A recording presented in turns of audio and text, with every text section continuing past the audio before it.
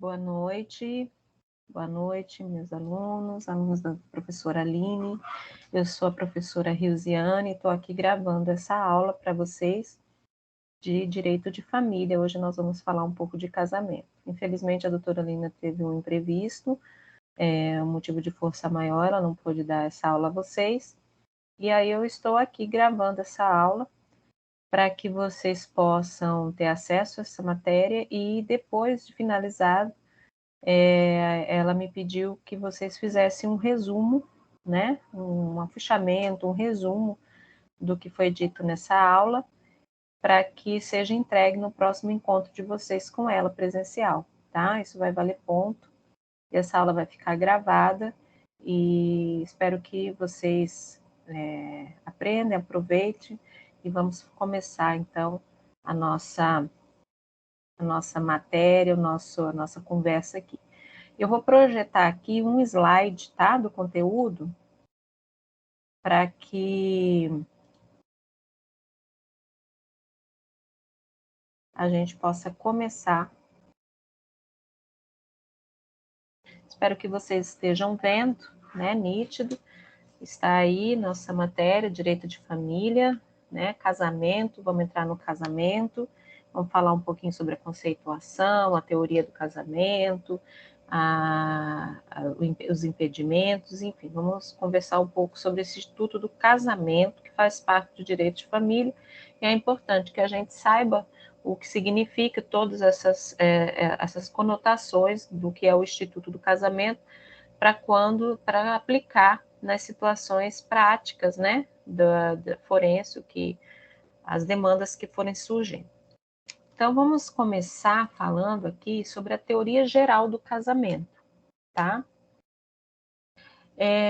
Nós vimos, assim, anteriormente, como tem sido, como a conotação, como a família, o Instituto Família, ela vem modificando, né, com o passar do tempo, e agora nós percebemos que o Instituto Família, ela está muito relacionado com a ajuda mútua e com a afetividade. Esse princípio, esse requisito da afetividade hoje é o alicerce para que a gente entenda e que a gente conceitue e que a gente possa visualizar o que seria uma família, tá? Dentro da família existe o Instituto do Casamento, que é isso que nós vamos falar hoje, tá? Vamos começar falando um pouquinho o que seria, qual é o conceito de casamento. Gente, lembrando aqui que o casamento que nós estamos tratando aqui é o casamento do âmbito civil. É aquele que tem repercussões no direito civil, no direito de família, tá? Não o casamento dos princípios religiosos. Quando a gente estuda direito de família, a gente tem que saber dividir isso, porque às vezes a gente pode trazer nosso princípio religioso, de convicções pessoais, para o âmbito da questão civil, que é o âmbito social. Então, aqui nós vamos tratar o direito de família, que o casamento que nós estamos tratando é o casamento do âmbito civil. Obviamente que, por se tratar de família, por se tratar de casamento, isso também está misturado, não que não faça parte. Por exemplo, as filosofias religiosas, os princípios de cada núcleo familiar, de cada casal, tá? Mas aqui o nosso enfoque é o direito civil, então vamos separar um pouco, porque às vezes a gente traz, né, essas informações de cunho ideológico, de cunho principológico, né, de questões religiosas para o campo da área civil, e nem sempre é a mesma coisa. Na verdade, na maioria das vezes não é a mesma coisa, mas vamos lá. Então vamos começar pelo conceito. Tartus, que é um doutrinador, entendeu, que fala muito bem sobre esse assunto, né, de direito de família, ele fala que o casamento pode ser conceituado como uma união de duas pessoas reconhecidas e regulamentada pelo Estado, formada com o objetivo de constituição de uma família e baseado em um vínculo de afeto. Então, aquilo que eu falei, gente, o afeto, você veja, o afeto hoje é trazido como fundamento principal das relações familiares, tá? E casamento, obviamente, está dentro dessas relações familiares. E ele diz exatamente que a união entre duas pessoas reconhecida e regulamentada pelo Estado e formada com o objetivo de constituição de uma família baseada em um vínculo de afetividade, tá? Então, esse eu acho um conceito extremamente interessante, muito propício e que resume em poucas palavras esse instituto que é o Instituto do Casamento. É uma união entre duas pessoas? Sim. Tem que ser reconhecida e regulamentada pelo Estado? Sim, quando a gente casa, o Instituto do Casamento tem toda aquela formalidade, tem toda a parte burocrática que nós vamos falar ainda hoje, tá? Então, sim, ela tem que ser reconhecida e regulamentada pelo Estado, formada com o objetivo do quê? De constituir família, baseada num vínculo de afeto. Ah, mas professora, tem muita gente que quer casar e não quer constituir família. Veja, a partir do momento que eu caso, eu já estou constituindo uma família, ainda que a minha família seja só eu e meu esposo, só eu, entendeu? Então, assim, isso já é um núcleo familiar. Não necessariamente tem que ter filhos, tem que ter prole, tá? A gente também já viu isso na conceituação de família, com essas alterações que vieram de cunho social. Foi uma alteração social, humana mesmo, e fez com que o direito, que é o direito é dinâmico, porque ele se altera conforme a sociedade se altera, e antes tinha esse conceito que casar tinha que ter prole, tinha que ter filhos, e hoje já não é assim. A gente já viu as várias modalidades de família que hoje já são reconhecidas pela jurisprudência, que hoje já são apresentadas para a sociedade e apresentadas para o meio jurídico. Então, a família, quando eu caso, ainda que seja só eu e meu esposo, seja só o casal, já é uma família, tá? E tem que ser baseado num vínculo de afeto, né? O afeto hoje ele vem como princípio fundamental da constituição familiar, tá? Então, esse daí eu acho um conceito bastante interessante, curto e que diz tudo o que seria o casamento, tá? Ali a gente repete, olha, o casamento é a união de duas pessoas que necessariamente deve ser realizada através de procedimento formal regulamentado pelo Estado, que busca a comunhão plena de vida baseado em um vínculo de afeto, tá? Exatamente isso. É o que Tartucci já disse, a gente já leu a respeito dessa conceituação, tá? No artigo 1511 do Código Civil, ele diz o seguinte: o casamento estabelece comunhão plena de vida, com base na igualdade de direitos e deveres do cônjuge. Veja, o casamento estabelece uma comunhão plena de vida, com base em igualdades de direitos e deveres dos cônjuges.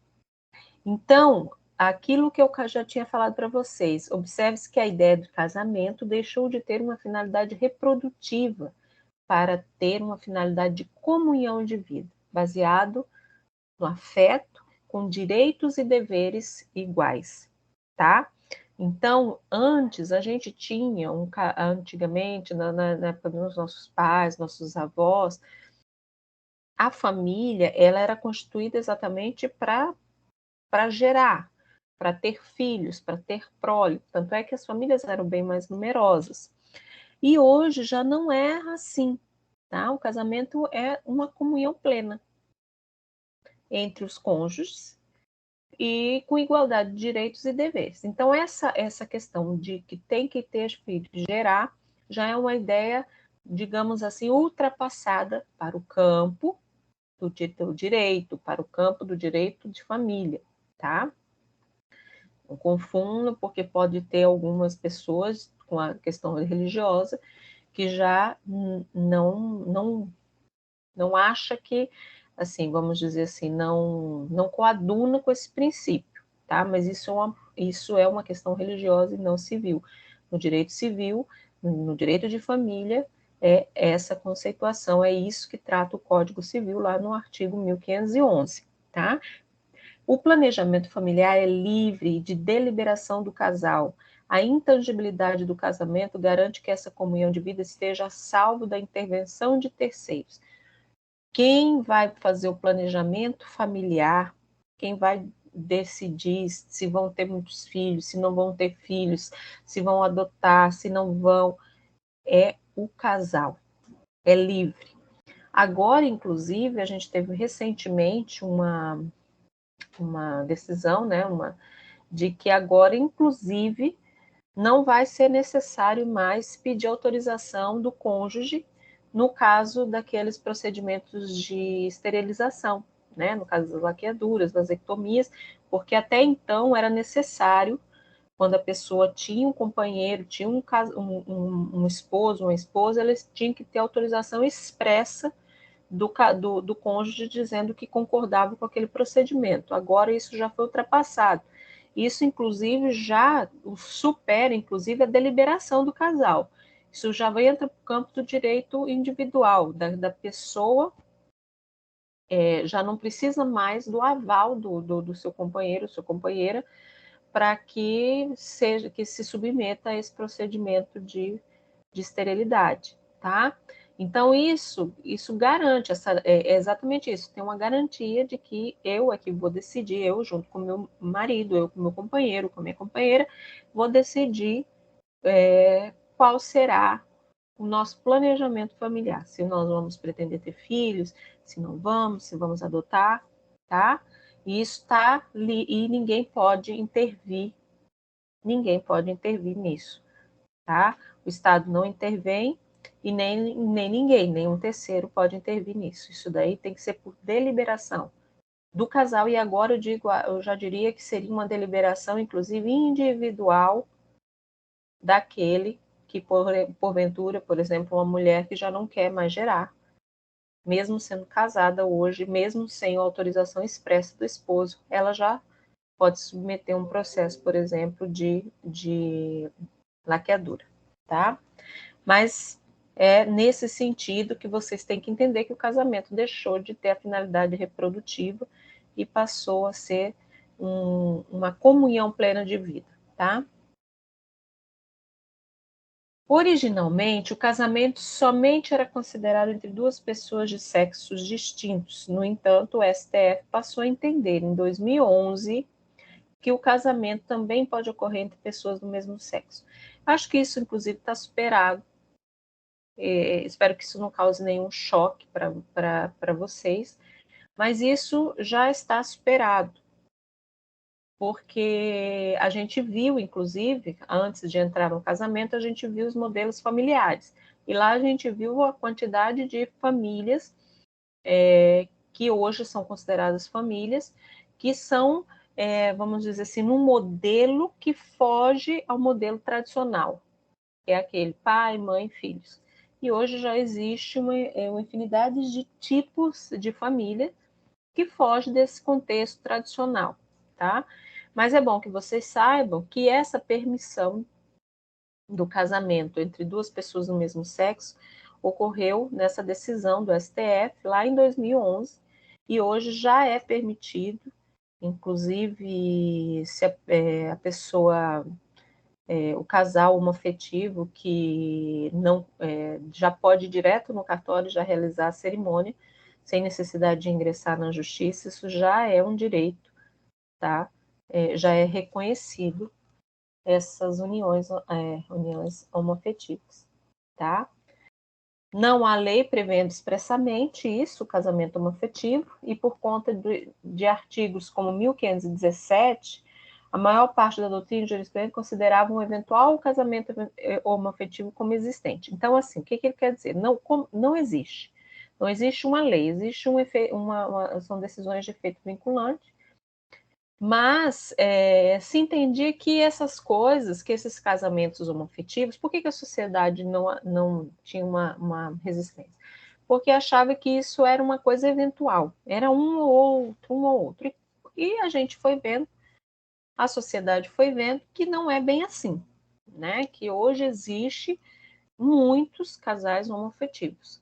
E aí foi que, a partir de 2011, né, na decisão lá a DPF 132, mas a NADIM, né, 4277, o ministro Aires Brito, ele reconheceu, né, a família homoafetiva passou a ser juridicamente reconhecida.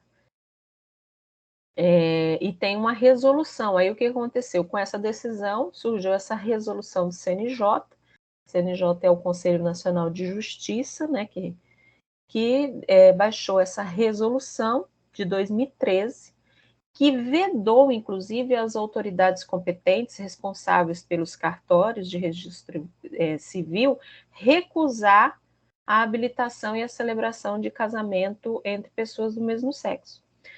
Então, o que aconteceu? Lá em 2011, teve essa decisão do STF, né, que reconheceu juridicamente essas uniões homoafetivas, e com isso, consequentemente, em 2013, 2 anos depois, o CNJ baixou uma resolução que, inclusive, proibia os responsáveis pelos cartórios a se negar a fazer, porque acontecia muito, né?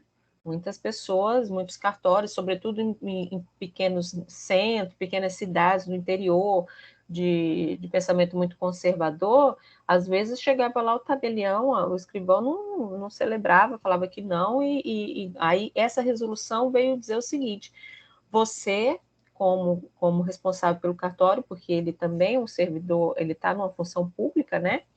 É como se fosse vamos dizer assim, um funcionário público, um servidor público, os responsáveis pelos cartórios, porque eles têm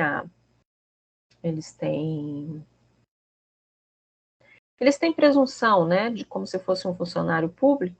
Então, essa resolução ele veio dizer: olha, você está proibido de se negar a fazer um casamento homoafetivo. Se você se negar, então significa que você vai sofrer sanções, tá? Então, hoje, se porventura vocês souberem de alguma situação desse jeito, onde duas pessoas do mesmo sexo buscaram um cartório para regularizar a sua situação, realizar seu casamento e foi negado por conta disso, por conta desse motivo, vocês já podem falar para essa pessoa que existe essa resolução, e inclusive esse responsável pelo cartório pode responder por ter sanções por essa atitude, tá? Aí vamos lá para ver qual que é a natureza jurídica do casamento, tá? Existem 3 vertentes, 3 linhas que podem dizer, que falam quais seriam as linhas majoritárias, né, qual seria a natureza jurídica do casamento. Então, vamos ver cada uma delas. A teoria contratualista. A teoria contratualista diz o seguinte, que o casamento tem natureza jurídica negocial.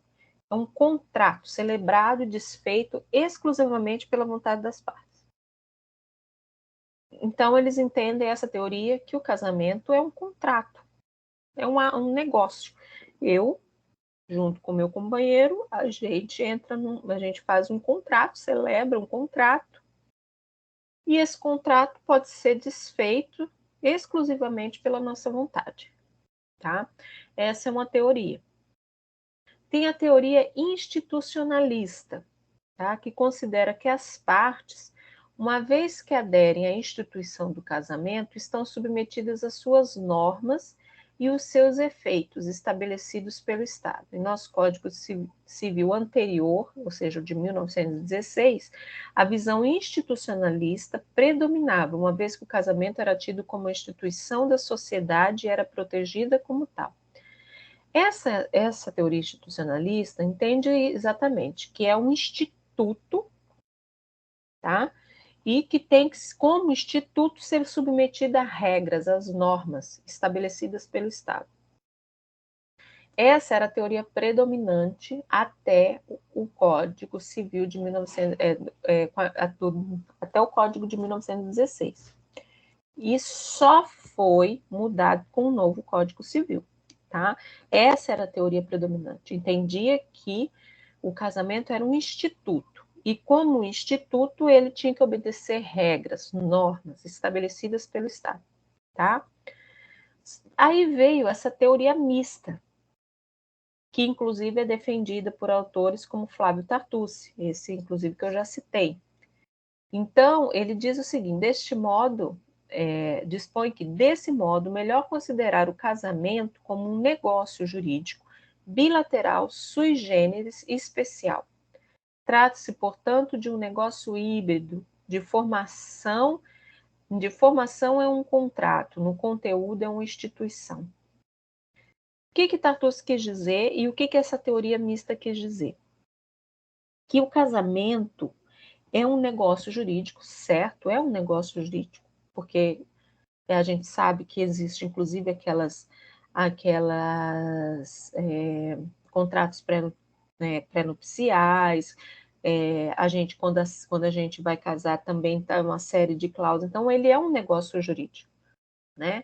Ele não deixa de ser um negócio jurídico bilateral e diferente, sui generis, que foge um pouco. Não é um contrato de compra e venda, não é um contrato de arrendamento, não é um contrato de financiamento. Ele é diferente. Por quê? Porque ele entra na seara muito íntima, particular, do família, né? Dessa coisa. Então, ele é sui generis por isso. E especial, ele fala ainda.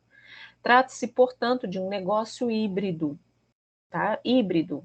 Tem na formação, ele é um contrato, ou seja, ele se inicia, ele se forma através de um contrato. Sim, quando eu vou casar, eu vou lá no cartório, eu assino aquilo é um contrato. E no conteúdo, no que ele representa, ele é uma instituição, tá? Então, assim, ele se inicia por um contrato, porém não tem finalidade exclusivamente patrimonial, assim, no conteúdo é uma instituição.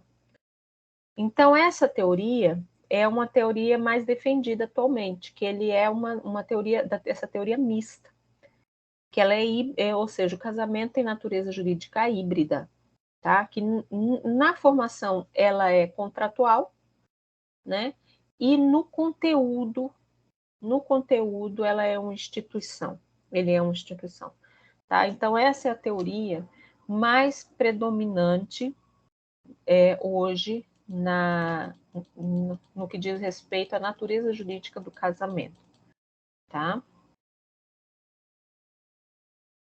Aí outra que a gente já falou, as doutrinas mais atualizadas são unânimes em considerar que a teoria institucionalista está superada, tá? Então, essa teoria, aquela teoria que ele era uma instituição e tinha que seguir normas, ela foi superada, vez que é baseada em valores morais e religiosos, exatamente. Tinha muita conotação religiosa e moral no que o que se denominava casamento. Então tinha muita coisa assim, tanto é que tinha a questão, enfim, tem vários artigos que hoje são ultrapassados. Tinha essa questão que vinha, a gente trazia do privado para o público, no caso, no campo do direito, aquilo que era de conotação privada, de valores morais e religiosos. E por isso que essa teoria institucionalista ela está superada, tá? Mas, assim, independente de se adotar a teoria contratualista ou mista, certo é que o casamento é um negócio jurídico. Então, assim, alguns doutrinadores vão falar que ele a natureza jurídica do casamento é contratualista. Outros vão dizer que é misto, tá? Mas todos são unânimes em dizer o seguinte, que o casamento é um negócio jurídico, tá? Então, isso é fato. Você pode falar, não, eu acho mais que eu sou mais adepto à teoria contratualista. O outro vai dizer, não, mas eu acho que é mista. Mas o que vocês vão ter que concordar é que o casamento, embora pode ser teoria contratualista, pode ser teoria mista, mas ele é um negócio jurídico. E como negócio jurídico, ele aplica-se regras específicas do Código Civil né, para o seu tratamento. E na falta destas, é prevista na parte geral do negócio jurídico do Código Civil. Então, como sendo um negócio jurídico, já que o casamento a gente já concordou que é um negócio jurídico, ele agora vai ter, né, ele tem que ter normas e regras aplicáveis para esse negócio, tá? Tipologia básica do casamento. Todas as modalidades do casamento têm natureza civil. Gente, volto a repetir. Casamento civil. Casamento do direito. Casamento de família. Então, ele tem natureza civil, tá? Todos os casamentos. O casamento civil é aquele realizado perante a autoridade oficial do Estado, juiz de direito ou de paz, tá? Então, a tipologia básica do casamento é de natureza civil, tá? Eles são realizados perante uma autoridade oficial do Estado para realizar aquilo. Seja um juiz de direito, pode ser um juiz de direito, ou pode ser um juiz de paz, que aí é no caso, quando a gente vai no cartório, normalmente é um juiz de paz, tá? Agora nós vamos da capacidade matrimonial. Quem tem capacidade de contrair matrimônio, né? Quem pode, pelo caminho do direito civil, do direito de família, contrair matrimônio, quem não pode, tá? Pode haver incapacidade ou impedimento para o matrimônio, tá? E aí a gente vai ver quais são. Não é todo mundo que pode, todo mundo que quiser pode casar, tá? Existem alguns impedimentos, tá? E algumas incapacidades para o casamento, tá? A incapacidade matrimonial é a falta de aptidão para realizar o ato. Esta, em geral, ou seja, impede a pessoa de casar-se com qualquer outro que seja. Vamos lá. Se eu perguntasse a vocês quem vocês citariam, que seriam, logo de cara, quem seria incapaz de casar, certamente alguns de vocês já me diriam que é os menores de 16 anos, tá?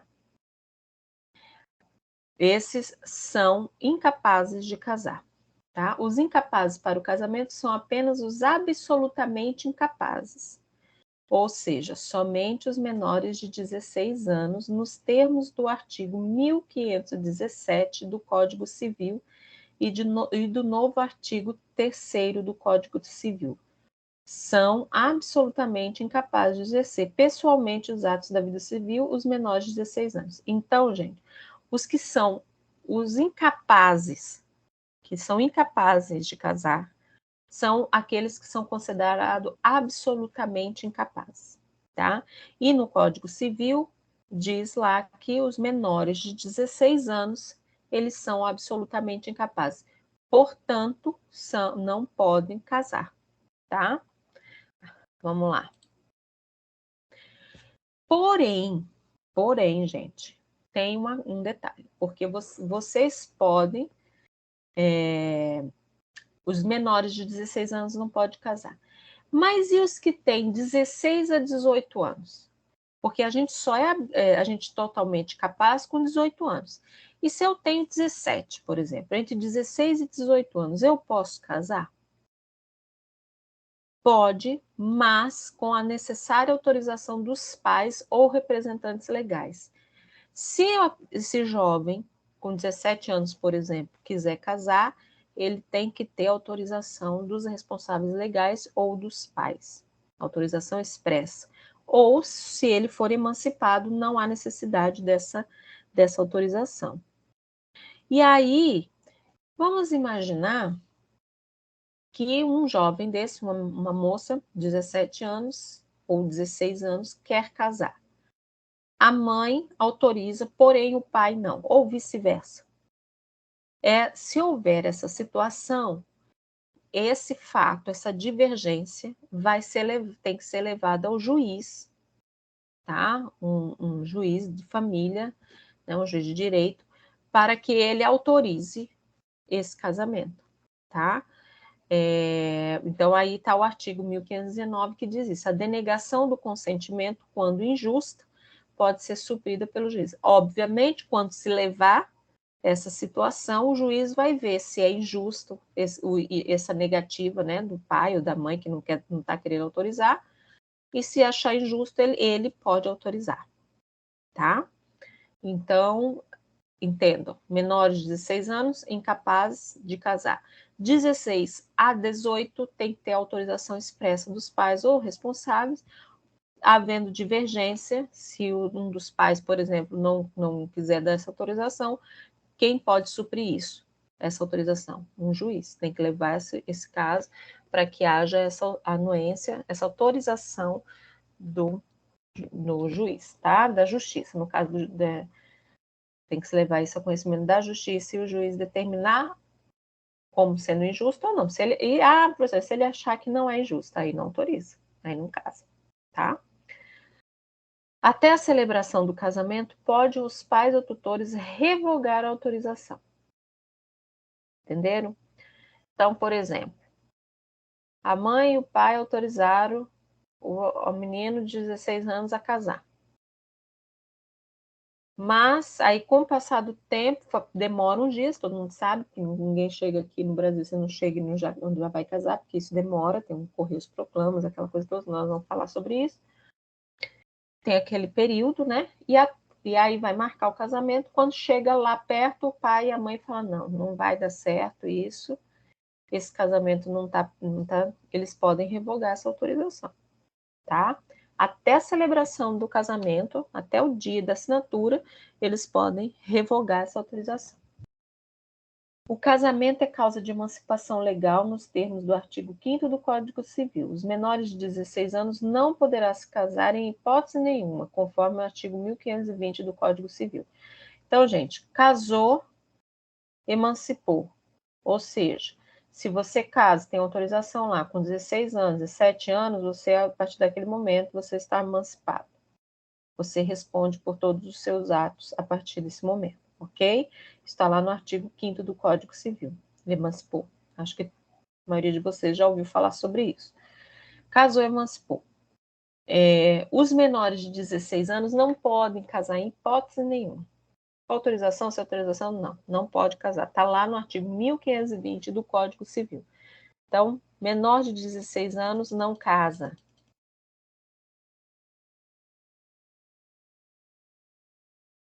Como já vimos, é proibido o casamento de menor de 16 anos em qualquer caso, tá?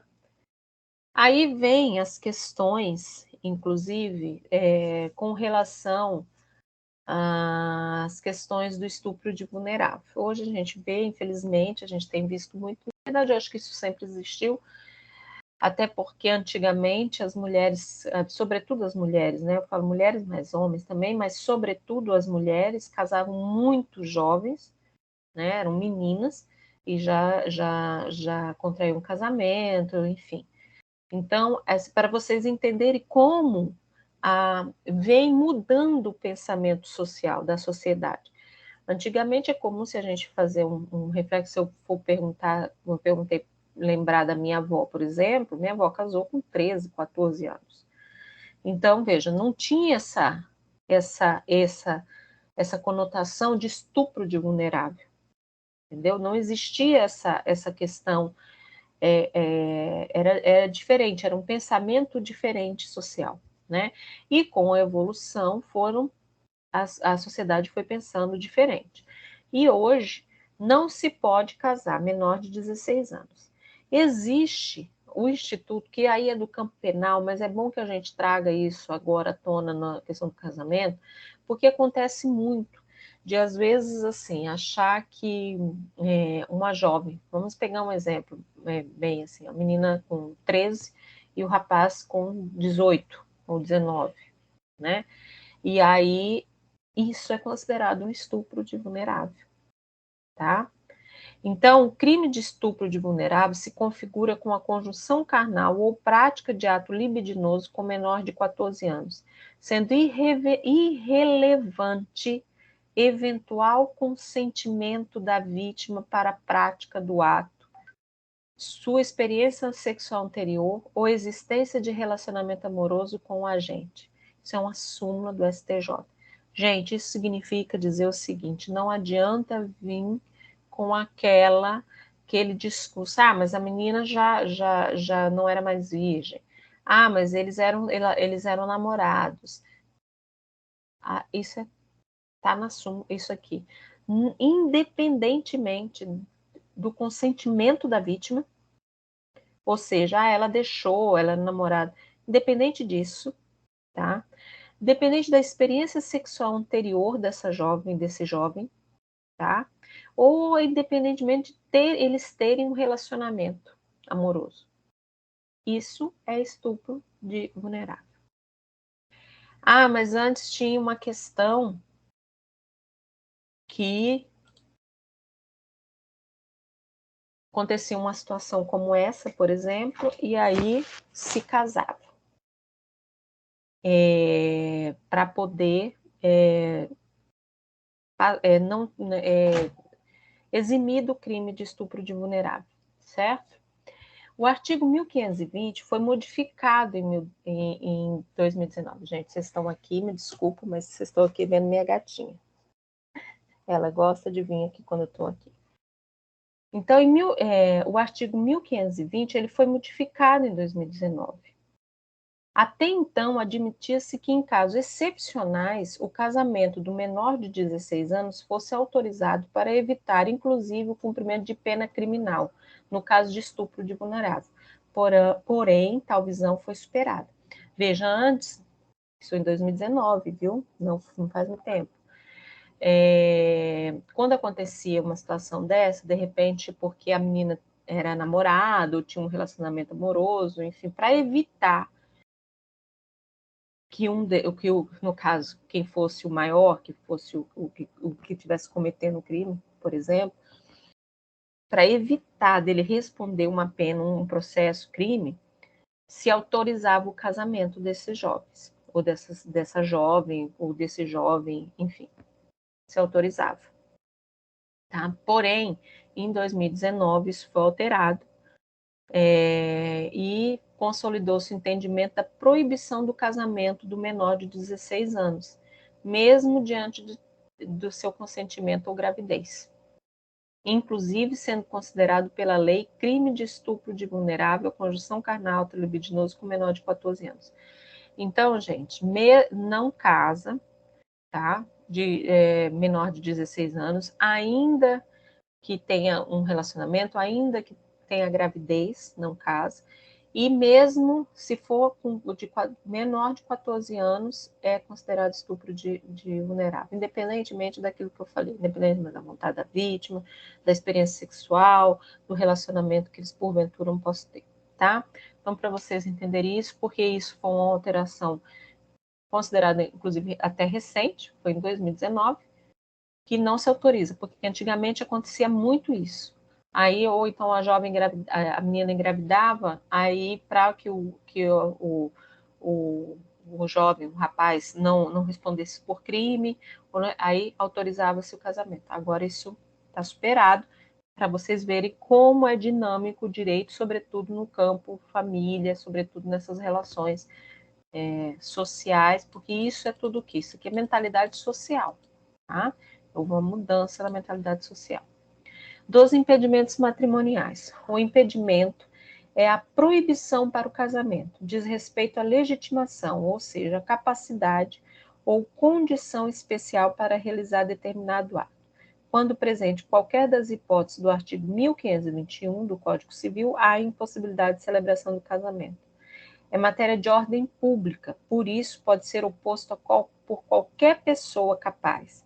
Tem a finalidade de proteção à família no âmbito biológico, moral e social. Gente, então, impedimento matrimonial diz respeito a uma proibição, uma impossibilidade da celebração do casamento.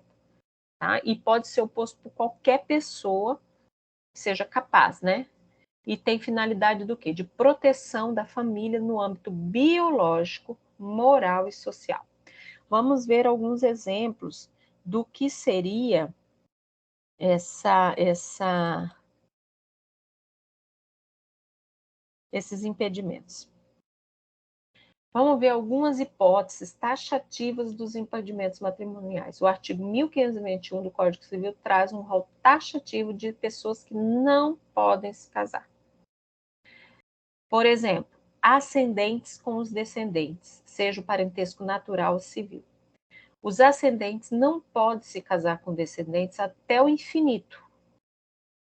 A proibição pelo impedimento se dá pelo parentesco consanguíneo. Exemplo, filho não pode casar com mãe, neto com avô e assim por diante, por razões morais e biológicos. Tá? Então, isso é claro, isso daí a gente já sabe que é um incesto. E o incesto é uma questão moral. Então, ascendente não pode casar com descendente até o infinito.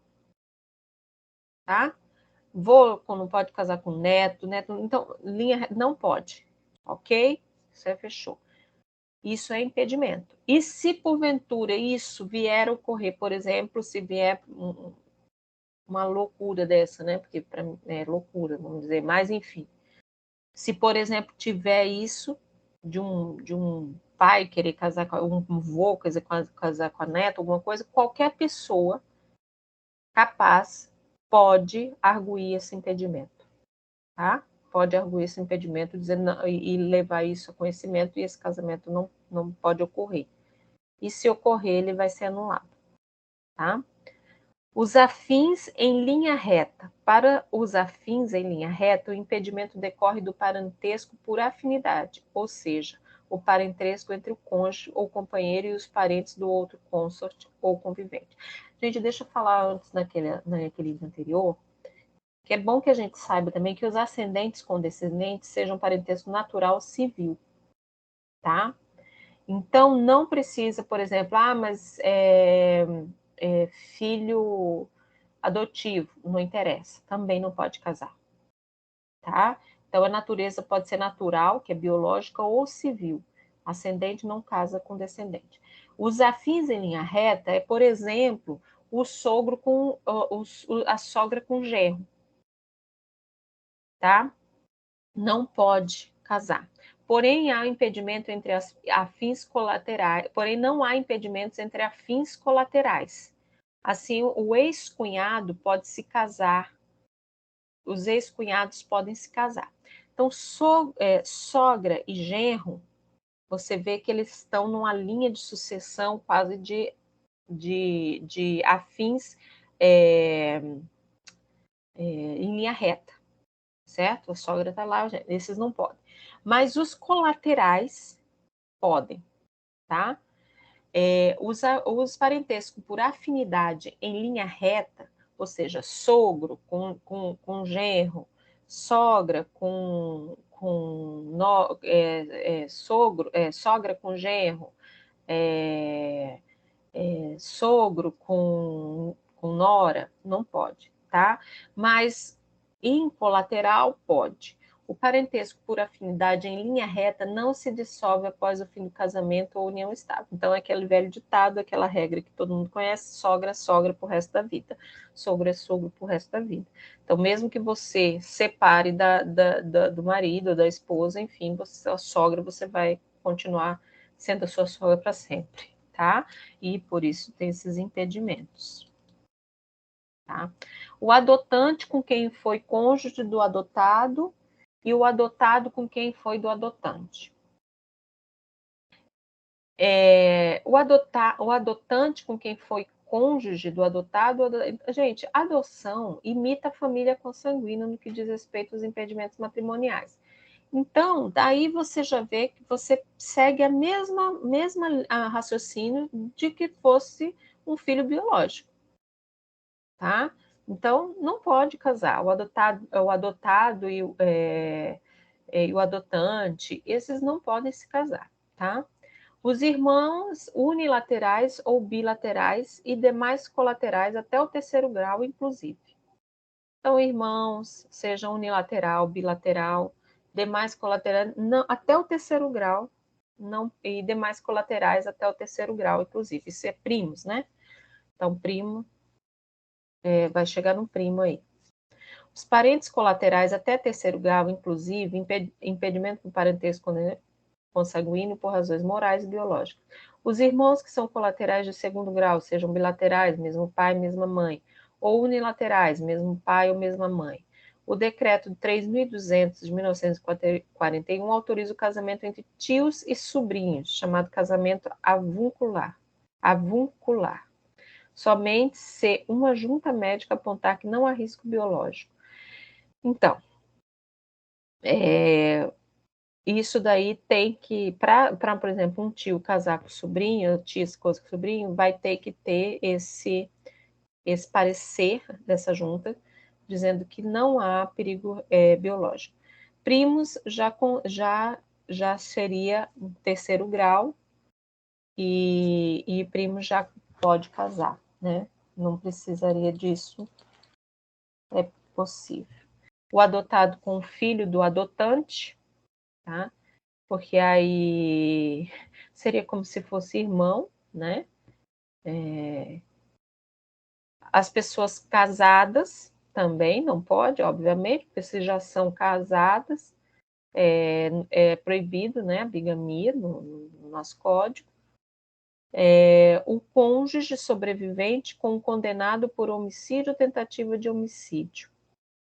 Veja, o impedimento decorre do crime.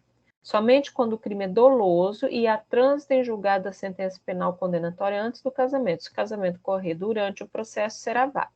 Significa o quê? Que o cônjuge sobrevivente, a pessoa que foi vítima do outro, do parceiro ou da parceira, numa tentativa, por exemplo, numa tentativa de homicídio, eles não podem se casar se já tiver, se for uma tentativa de homicídio doloso, né, com vontade, vocês já devem ter aprendido no direito penal, o crime doloso é aquele que a pessoa tem a vontade de cometer, entendeu?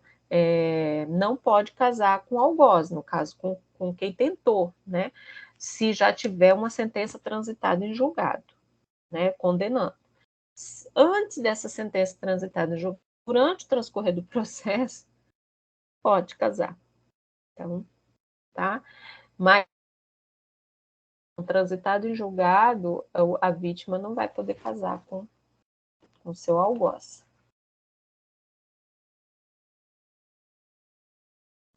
Os impedimentos por tratar de matéria de ordem pública podem ser opostos por qualquer pessoa capaz, inclusive o juiz ou oficial do registro.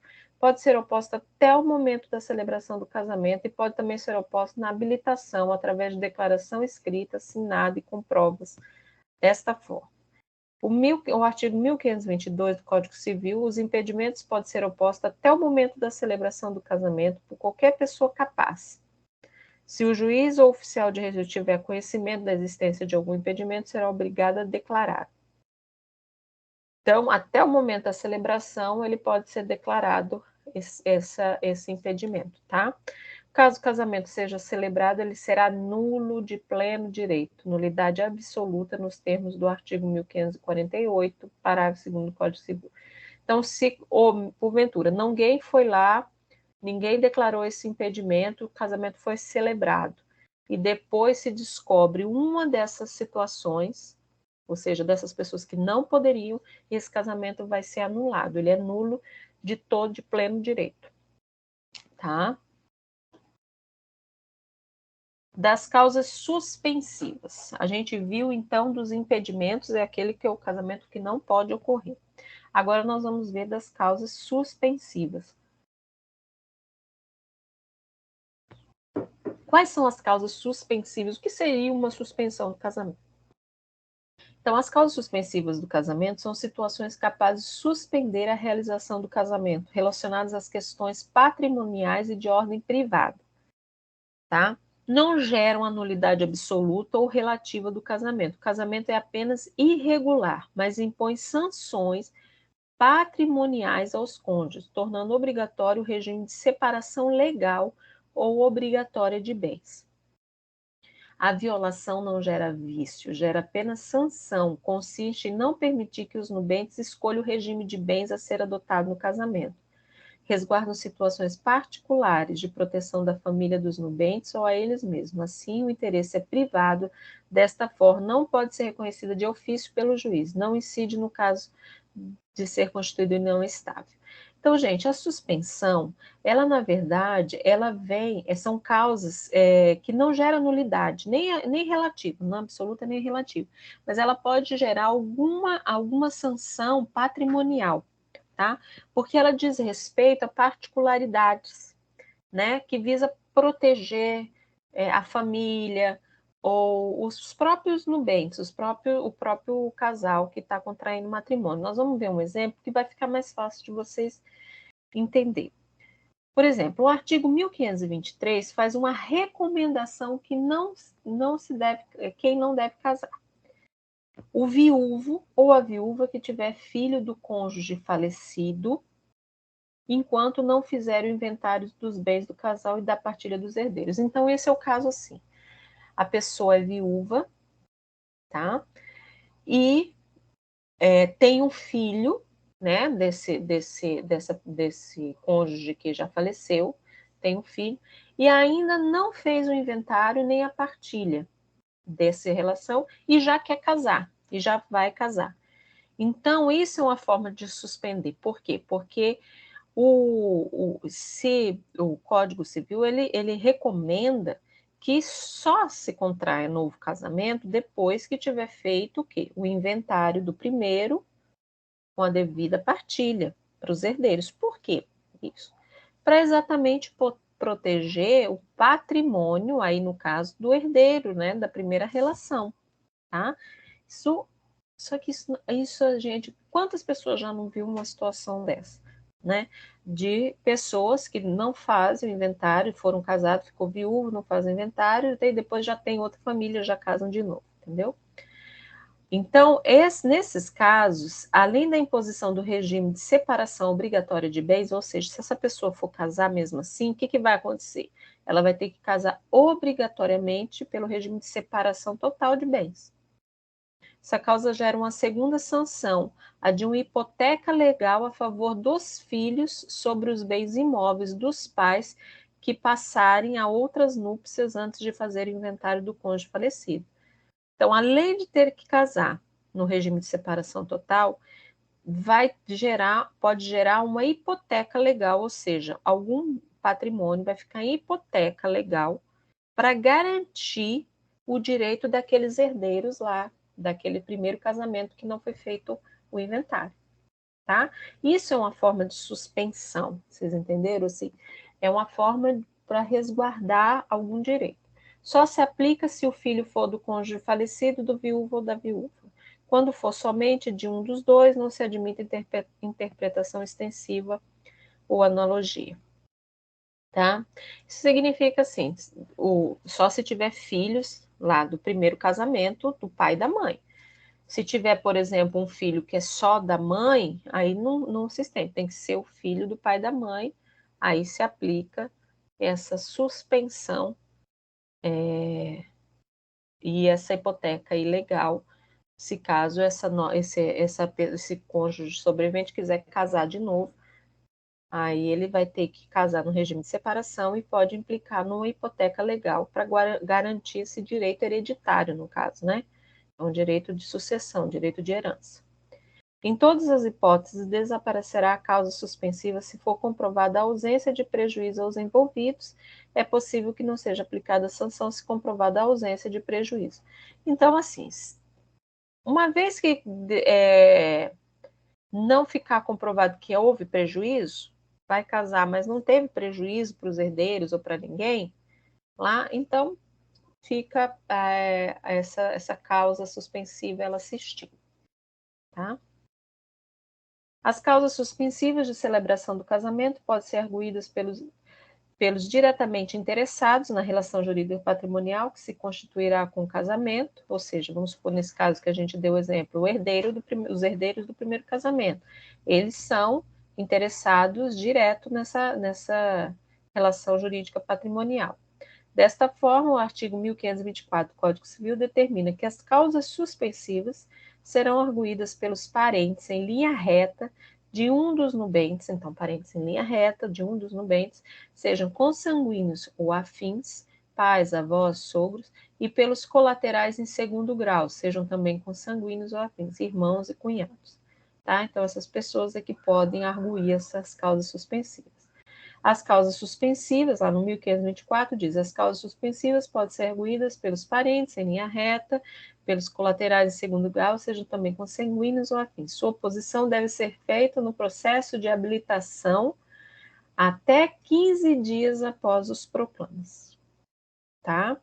Então, se tiver uma causa dessa, tem esse prazo de até 15 dias da data que foi habilitado o casamento. Fui lá, entreguei os documentos, comecei a fazer, tá? Então, até 15 dias após os proclamas. Processo de habilitação para o casamento. A celebração do casamento. Passaremos a estudar o processo de habilitação para o casamento e sua celebração. Como já visto, o casamento é um negócio jurídico, formal e solene. Assim, tem diversas normas e regras que devem ser seguidas para sua realização. Gente, é um negócio extremamente formal, né? A gente sabe, vai chegar lá, tem que ler, tem toda uma formalidade.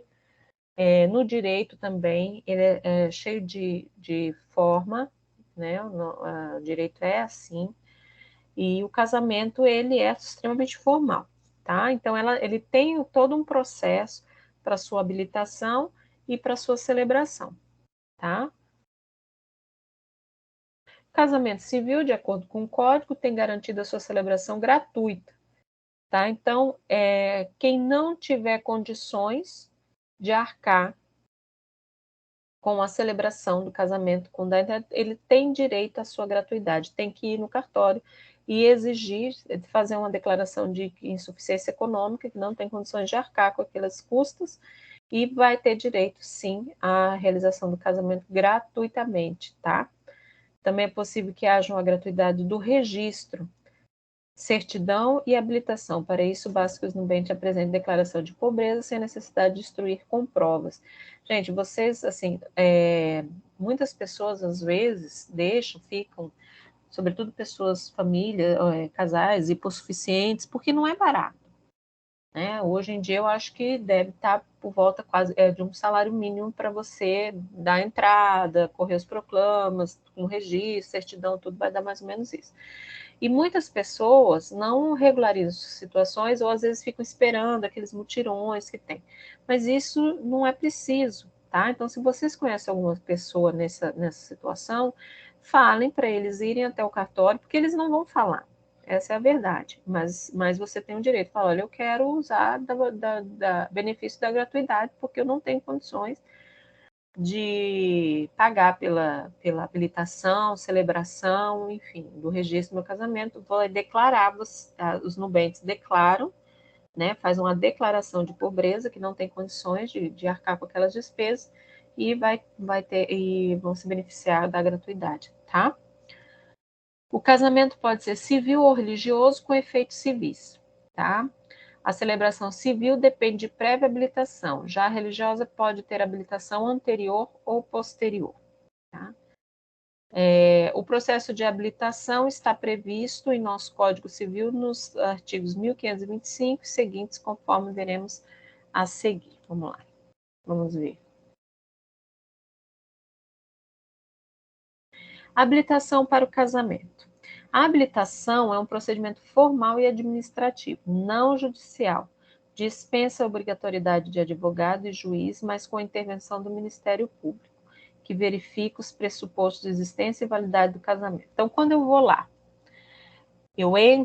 chego lá, eu e meu companheiro, a gente leva toda a documentação, né? A nossa documentação no cartório, a gente entra com esse processo de habilitação, tá? Requerimento e documentação, a gente faz o requerimento, que a gente quer contrair matrimônio, né? Ensino, apresenta a documentação, vai para editais de proclama, depois vai para o registro, depois entrega da certidão. Essa é o ritual do casamento. A habilitação ocorre nessa fase, tá?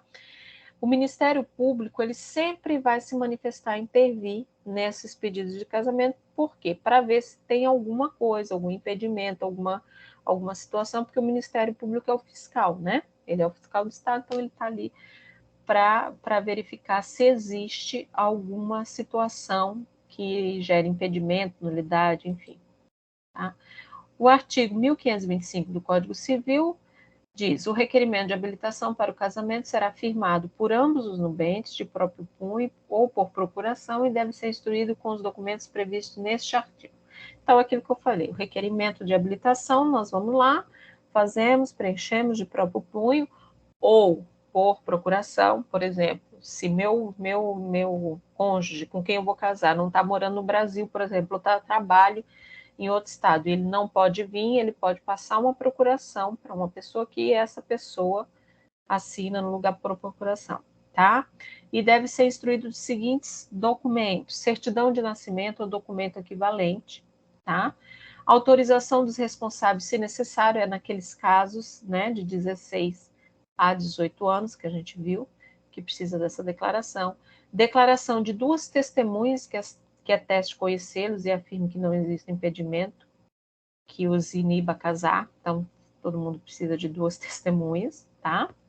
Declaração do estado civil, dizer que é solteiro ou divorciado, enfim, do domicílio e da residência atual dos contraentes e de seus pais. Então, a gente dá o nosso endereço, né? Quem está casando vai dar os endereços e os endereços dos nossos pais. Certidão do óbito do cônjuge já falecido, no caso de viúva ou viúva, né? Que vai casar novamente. Sentença declaratória de nulidade ou de anulação de casamento, né? Então, por exemplo, se eu já casei, porventura, meu casamento foi anulado, eu tenho que levar essa sentença. E o registro de sentença de divórcio no caso de divorciado. Tá? São os documentos que são apresentados. A habilitação tramitará perante o cartório de registro civil do domicílio dos noivos. Se esses residirem em domicílio distinto, será no cartório de um deles. Então, você escolhe qual é o cartório e vai passar, essa habilitação vai tramitar no cartório de um deles. Tá? O artigo 1526, a habilitação será feita pessoalmente perante o cartório de registro com a audiência do Ministério Público. No parágrafo, no caso haja impugnação do oficial do Ministério Público ou de terceiro, a habilitação será submetida ao juiz. Então, porventura, nesse procedimento de habilitação, houve alguma coisa lá que o Ministério Público ou mesmo o oficial do cartório verificou que tem alguma coisa ali, quem vai aí passa para a apreciação de um magistrado, tá? Para ver o que é aquilo, se realmente vai poder habilitar aquele casamento, aquela celebração ou não. Se toda a documentação estiver em ordem, o oficial extrairá o edital de proclamas. Este ficará fixado durante 15 dias na circunscrição do registro civil de ambos os nubentes e será publicado na imprensa nos termos do artigo 1527, a autoridade pode dispensar a publicação em caso de urgência. Estando em ordem a documentação, o oficial extrairá o edital, que se afixará durante 15 dias na circunscrição do registro civil de ambos os nubentes e obrigatoriamente se publicará na imprensa local, se houver. Então, feito esses proclamas, será publicado esse edital, ficará 15 dias, e aí pode vir a celebração, tá? Vamos ver aqui. Então, gente, eu vou parar aqui, porque eu acho que aqui depois a professora Aline vai continuar com vocês. Aí seria bom vocês passarem, inclusive quando for na aula presencial, que paramos nessa parte das causas suspensivas e de invalidade do casamento, tá?